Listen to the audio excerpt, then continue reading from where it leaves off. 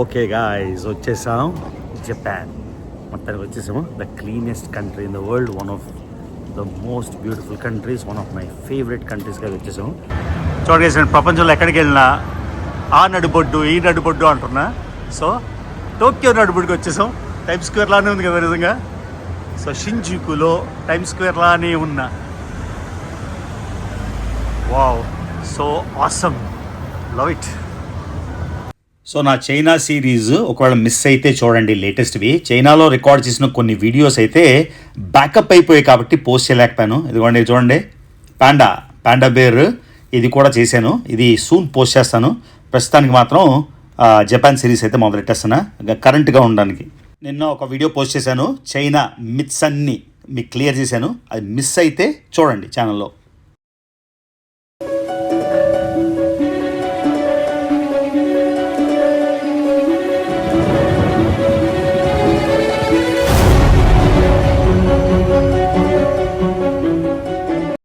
Good morning, beautiful China. చూడండి guys, random street. నేను ఒక చిన్న లోకల్ ఏరియాలో ఉన్న చైనాలో, ఇది కూడా ఎంత నీట్గా ఉందో. నేనున్న హోటల్ కేవలం $25 రోజుకి. ఇవ్వండి ఇక్కడ ఉన్నా, మీకు రూమ్ చూపిస్తా. $25కి రూమ్ ఎంత బ్రహ్మాండంగా ఉంది అని. $25 అంటే ఎంత? 2400కి ఈ చిన్న బొటిక్ హోటల్లో $25 అంతే.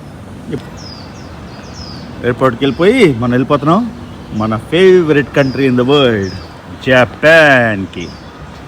So Japan cleanest country, neatest country, systems అంతా.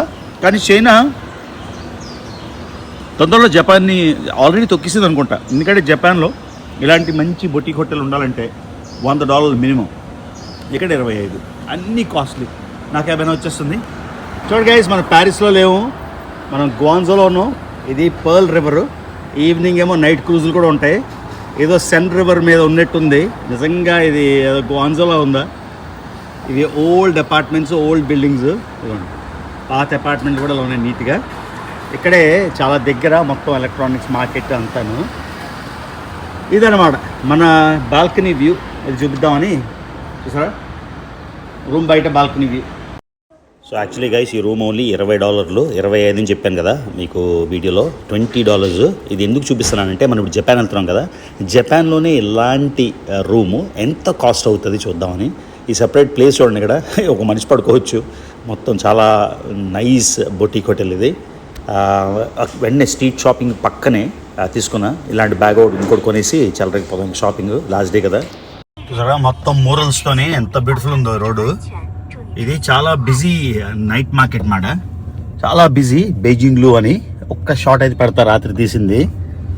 సో ఇప్పుడు ఇది మళ్ళీ చెప్తున్నా, ఇది ర్యాండమ్ రోడ్డు, ఇదేదో బిజీ ఇంటర్సెక్షన్ అలాంటి కాదు.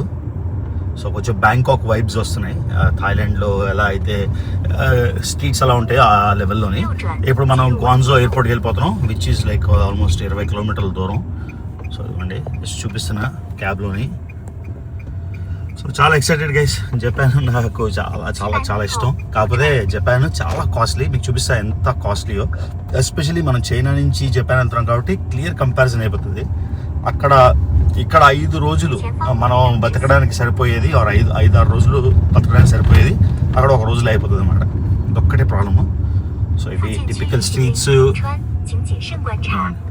ఎంత సీమ్లెస్ మాట. ఈ పాతవన్నీ, పాత రోడ్లు కూడా వాళ్ళు బాగా చేసేసారు. ఈ సీక్రెట్ ఏంటో తెలుసుకోవాలి వేరే వాళ్ళు అందరూ. ఎందుకంటే ఇది గుడ్ ఐడియా. వచ్చేసి ఇక్కడ కొంచెం రీసెర్చ్ చేసి ఎలా చేయగలిగారు ఇంతే పాపులేషన్తో అని తెలిస్తే మన దేశానికైనా వేరే దేశాలకైనా ఎఫెక్టివ్గా వర్క్ అవుతుంది. చూడండి ఇవన్నీ పాత బిల్డింగ్స్, పాత రోడ్సే. నేను ఫస్ట్ 2000లో వచ్చినప్పుడు ఓన్లీ సైకిల్స్ కనబడేవి.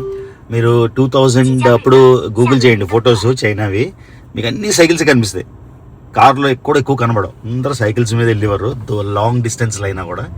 సో మీకు ఫస్ట్ వీడియోలో చూపించినట్టు ఆల్మోస్ట్ సౌండ్ ప్రూఫ్, అన్ని ఎలక్ట్రికల్ వెహికల్స్ కాబట్టి మీకు ఎక్కడ మెయిన్ సిటీస్లోని నాయిస్ రాదు. ట్రాఫిక్ లేదు లక్కీగా. యూజువల్గా ట్రాఫిక్ కూడా చాలా ఎక్కువ ఉంటుంది. పైన మోస్ట్ ఇంపార్టెంట్ ఏంటంటే క్లీన్లీనెస్. ప్రతి వీడియోని మీకు చెప్తున్నా కదా, ఎవ్వరు కూడా రెడ్ లైట్ దాటరు. చూసారా, టైం ఆన్ డాట్ మాట. ఒక్కడు కూడా వైలేషన్ అంటే నేనున్న ఈ 10 రోజుల్లోని నేను చూడలేదు ఎక్కడ. చైనాలోని ఇదేదో గ్వాంచీ కార్ అంట, ఇది కూడా సూపర్గా ఉంది. చాలామంది అమెరికాలో మెక్సికోకి వెళ్ళి కొనుక్కుంటున్నారు చైనీస్ కార్స్. ఒకవేళ టారిఫ్లు తీసేస్తే, చైనా కార్లు ఫ్లడ్ అయిపోతే అమెరికన్ ఆటోమోటివ్ ఇండస్ట్రీ మొత్తం మారిపోతుంది. ఎందుకంటే ఈ కార్స్ చాలా చీప్, ఉన్న ఫీచర్స్కి బ్రహ్మాండం అన్నమాట. కానీ ఎన్నాళ్ళు పనిచేస్తాయో తెలియదు కాబట్టి నాట్ షూర్. ఇంత నీట్గా ఉన్నాయి రోడ్లు. సో నిన్న వీడియోలోని మీకు చూపించాను, మొత్తం రైస్ ఫీల్డ్స్ మధ్యలోని సిటీ కట్టేస్తారు అనమాట. చిన్న విలేజ్లోని కూడా రైస్ ఫీల్డ్స్ అలానే ఉన్నాయి. ఊరు చాలా వేరేగా, అంటే ఏదో మెకానికల్ ఊర్లో అలా కాకుండా అంతా. ఇదిగోండి, ఇది స్కై రైల్ అనుకుంటా. పైన రోడ్లు అసలు ఏందిరా బాబు ఇది. చైనా ఎలా ఉందంటే ఒక యూటోపియన్ ఐడియా అంటే మన ఊహలోని కామిక్స్లోని రాసుకుంటాం కదా, ఒక అందమైన సిటీ, అందమైన ఎయిర్పోర్టు దిగ్గానే అసలు ఏమి. ఇక్కడ నో హాంకింగ్ అని ఉంది చూడండి, అక్కడ హాంకింగ్ చేస్తున్నాడు, నన్ను చూసి హాంకింగ్ చేస్తున్నాడేమో.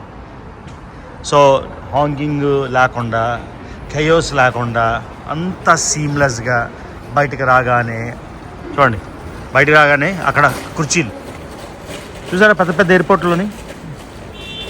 అమెరికాలో కూడా నేను లోపల ఉంటాయి అరైవల్స్లో ఇలా ఉండవు. సో వెయిట్ చేసినప్పుడు అక్కడ కూర్చోడానికి, తర్వాత అన్నీ పక్కనే బస్ స్టేషను, పక్కనే రైల్వే స్టేషను. అంటే ఎవరైనా వెళ్ళాలంటే ఇదిగోండి, ఈ స్ట్రైట్కి వెళ్ళిపోతే అది రైల్వే స్టేషన్ అన్నమాట. చూసారు కదా, ఇంటర్సిటీ రైల్. ఒక ఊరు నుంచి ఒక ఊరికి వెళ్ళాలంటే డైరెక్ట్గా ఎయిర్పోర్ట్లోనే ఎక్కేయచ్చు. ఓకే, టెస్లా వస్తుంది అక్కడే, ఇంటర్సిటీ రైలు, ఆ పక్కన బస్ స్టేషను. అంటే అంతా ఒక ఊహాలోకంలో ఉన్న సిటీస్లో ఉన్నాయి చైనీస్ సిటీస్ అన్నీ. సో మీకు ఎన్ని చూపించాను, చాలా చూపించాను సిటీస్. ఇప్పుడు ఇంకో కొత్త సిటీ, సేమ్ ఫీలింగ్ అసలు. వా వా వా. చైనాలో కూడా 7-Eleven స్టోర్స్. సో ఎయిర్పోర్ట్కి ఇంకా చాలా టైం ఉంది కదా, ఇప్పుడు 7-Eleven స్టోర్కి వచ్చాను. చూడండి, అన్ని రకాల ఫుడ్లు ఇక్కడ దొరుకుతాయి. శాండ్విచ్ కంటే ఇది డిస్ప్లే పీస్ మాట, కాఫీ మొత్తం ప్యాకేజ్ లాగా. సో మీకు ఒక ఆర్డినరీ 7-Eleven చూపిస్తున్నాను. జపాన్లో 7-Eleven చాలా ఫేమస్. నేను ఇన్స్టాగ్రామ్లో కొన్ని 100 రీల్స్ చూసాను అన్నమాట. జపాన్లో 7-Elevenకి వెళ్ళిపోతే మనకి ఫ్రూట్ మిక్స్ చేసుకోవచ్చు, అవి చేసుకోవచ్చు అని. 7-Elevenలోని రెడీమేడ్గా హాట్ ఫుడ్ కూడా దొరుకుతుంది. అక్కడ మీరు చూసిన బొమ్మలాగా చూసారంతా. సో నేనైతే క్విక్గా లాంచ్లోకి వెళ్ళిపోవచ్చు, కానీ ఎదురుగానే 7-Eleven ఉంది. సరే ఇంకా నాకు 3 గంటలు కొంచెం ముందర వచ్చాను కాబట్టి బోర్ కొడుతుందని బ్యాగ్స్ అన్నీ చెక్ చేసేసి నా ఒక్క బ్యాగ్ పట్టుకొని వచ్చేసాను. పోర్క్ జర్కీ, బీఫ్ మొక్కలు, సో అంతా రెడీమేడ్ అన్నమాట. 7-Elevenలో హాట్ ఫుడ్ దొరుకుతుంది, కోల్డ్ ఫుడ్ దొరుకుతుంది, లేకపోతే మనకి ఫ్రోజన్ మిక్స్ దొరుకుతుంది. అమెరికాలో మీకు చూపించే కదా స్లషీ, రకరకాల కాఫీలు, కాఫీ మిషన్ ఏమంటే తీయద్దాం అదనమాట విషయం. సో నేను చికెన్ అది తీసుకున్నా, నా ఫేవరెట్ ఇది చైనాలోని. ఎవ్రీడే ఇదే నా ఫేవరెట్ మిల్క్ టీ, ఇది చైనాలోని. ఇది 23 RMB అంటే ఇంచుమించుగా 40 రూపాయలు, 40 రూపీస్కి ఫ్రైస్. బాగానే ఉంది కదా, నాట్ బ్యాడ్. ఇది $20 RMB, 250 రూపాయలు మొత్తం ఇవన్నీ చికెన్ ఫ్రైస్ కలిపి. ఫ్రైస్ చూపిస్తాను. పాత ఎయిర్పోర్ట్ని ఎలా అప్గ్రేడ్ చేస్తున్నా చూడండి. దీనికి టైమ్ స్పేస్ టన్నల్ అని పేరు పెట్టారు. సో మారుస్తున్నారు అనమాట అంతా. పాత ఎయిర్పోర్ట్లు కూడా చూడండి, అక్కడ పైన అది పాత తెలిసిపోతుంది కదా. So constant work, constant upgrade.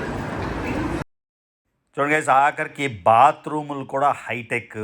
So మీరు టాయిలెట్ పోసుకుంటున్నప్పుడు విండో, అంటే ఫ్లైట్లో విండో నుంచి చూస్తే ఎలా ఉంటుందో సీను, ఆ విధంగా ప్రతి ఒక్కరికి ఒక వ్యూయింగ్ పాయింట్ ఉంది. సో బాత్రూమ్ కూడా సూపర్ హైటెక్ ఉన్నాయి, బాగుంది. సో చాలా చాలా లక్కీ మనం కోచ్ క్లాస్లో ఉన్న మొత్తం ఫ్లైట్ ఖాళీ. సో ఈ 3 సీట్లు నావే, కాలు చాపుకొని ఫస్ట్ క్లాస్ కన్నా బాగా పడుకోవచ్చు. చైనాలో ఇంకా చాలా వీడియోస్ రికార్డ్ చేశాను. నెక్స్ట్ టైం మళ్ళీ చైనా వచ్చినప్పుడు అప్పుడు మిక్స్ చేసి పెడతా, లేకపోతే జపాన్ ట్రిప్లోనే కొన్ని మిక్స్ చేసి పెడతాను. ఆ తర్వాత మనం వెళ్ళిపోతున్నాం ఇప్పుడు డైరెక్ట్గా టోక్యో ఎయిర్పోర్ట్కి. టోక్యోలో 2 ఎయిర్పోర్ట్లు ఉన్నాయి, Narita and Haneda. Okay, direct flight to Tokyo. ఇదిగోండి ఫుడ్. మెయిన్ ఆప్షన్ డక్ ఉండింది, నేను డక్ తిన్ను, బీఫ్ తిన్ను కాబట్టి ఏదో చీజ్ ప్లాటర్లా తీసుకున్నా. చూడడానికి అయితే బ్రహ్మాండంగా ఉంది, టేస్టీగా కూడా ఉంది. ఆ తర్వాత శామన్తోని ఎపిటైజరు, శామన్ ఫిష్. ఆ తర్వాత ఫ్రూట్, ఫ్రెష్ ఫ్రూట్.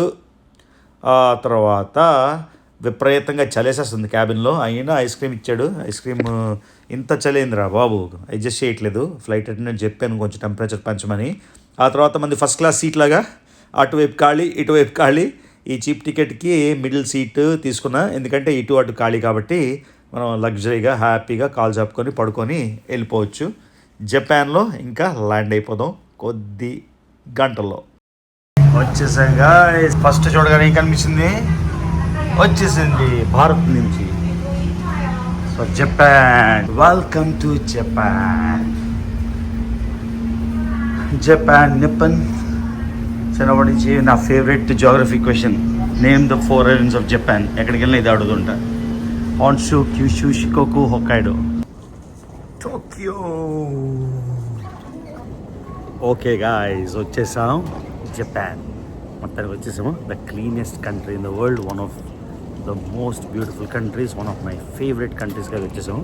సో నాకు ఇప్పుడు ఏంటంటే ఓన్లీ కంట్రీస్ కవర్ చేయడం కాకుండా కంట్రీస్లోని నేను ఇంతకుముందు వెళ్ళని రీజియన్స్ కవర్ చేద్దామని.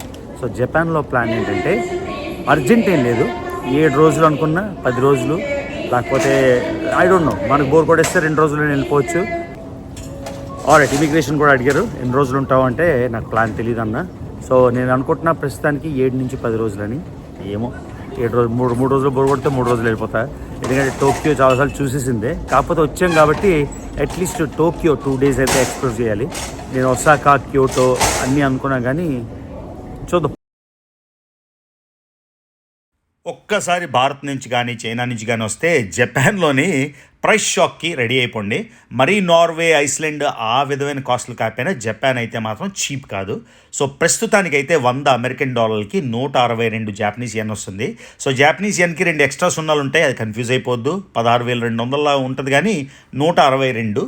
కానీ మనం క్యాష్ తీసుకుంటే 150, 152 వస్తుంది. నేను యూజువల్గా కరెన్సీ ఊర్లో మారుస్తా. కాకపోతే ఇక్కడ అర్జెంటుగా సిమ్ కార్డు తీసుకుందాం, ఎందుకంటే ట్రాన్స్పోర్టేషన్కి అన్నిటికీ కొంచెం కన్వీనియన్స్ కావాలి కదా. సో ఆల్రెడీ మనకు తెలుసు కదా, మనం ఉన్నాం ఒక ఖరీదైన దేశంలో. సో ఇది నేను 50 GB తీసుకున్నా, ఎప్పుడు అవసరం వస్తుందో లేదో.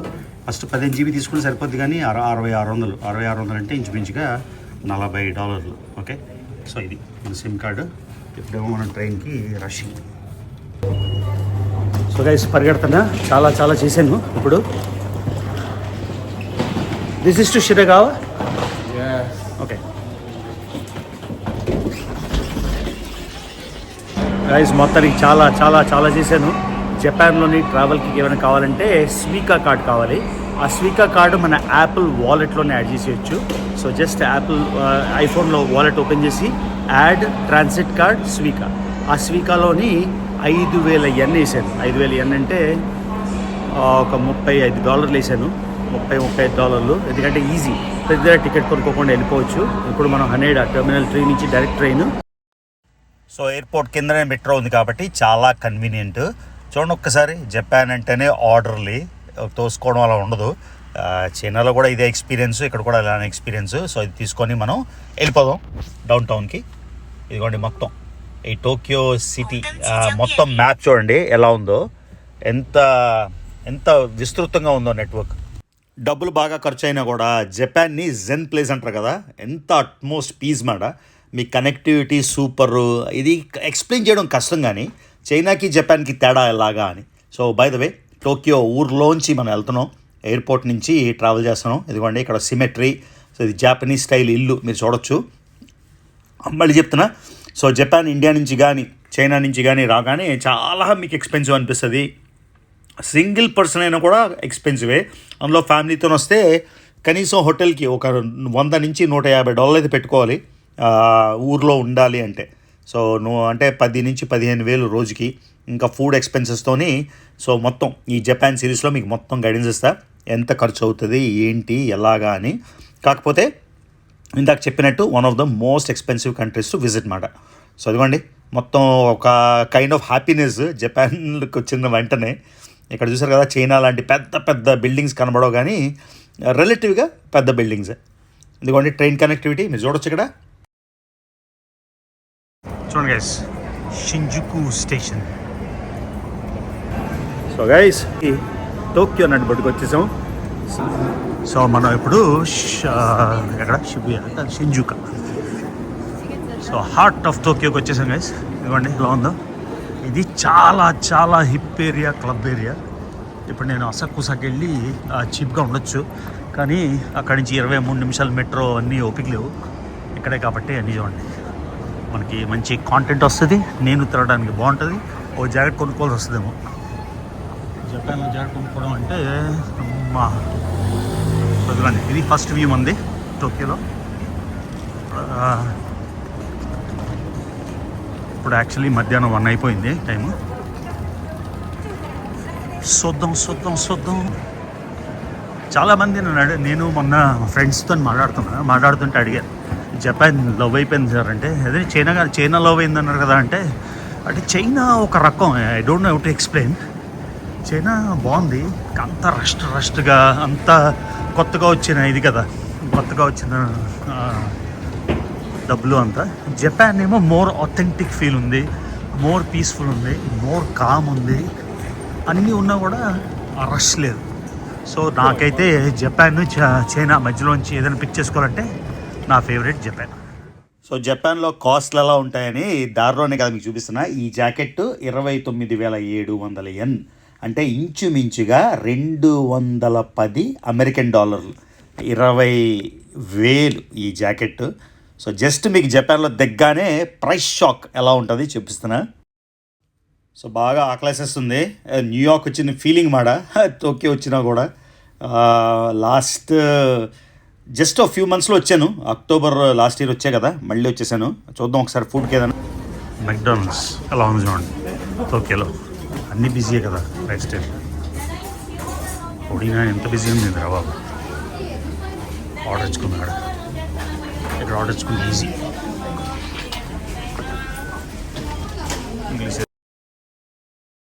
చేద్దాం. నెక్స్ట్ క్యాప్సూల్ హోటల్ చూపిస్తా. టోక్యోలో అమేజింగ్ కాంటెంట్ అయితే మనం చేద్దాం. అమేజింగ్ అంటే ఈ బిల్డింగు, ఆ బిల్డింగు, ఆ నేచరు, ఈ ట్రైను కాకుండా వెరైటీ కాంటెంట్.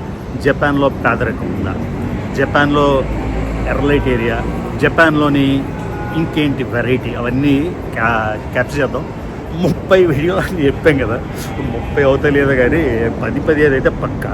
ఓకే, ఇప్పుడు మెక్డానల్డ్స్కి వెళ్ళి తినేసి.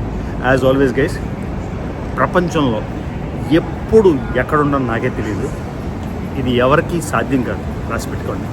సో యాజ్ ఆల్వేస్ మర్చిపోకుండా నా వీడియోస్ చూస్తున్నట్టయితే ప్రపంచం నలుమూలల నుండి, భారతదేశం నలుమూలల నుండి, ఎందుకంటే ఇప్పుడు ఎక్కడ ఉంటానో నాకే తెలియదు కాబట్టి డెఫినెట్గా మర్చిపోకుండా నా వీడియోస్ చూస్తున్నట్టయితే మాత్రం సబ్స్క్రైబ్ చేసుకోండి.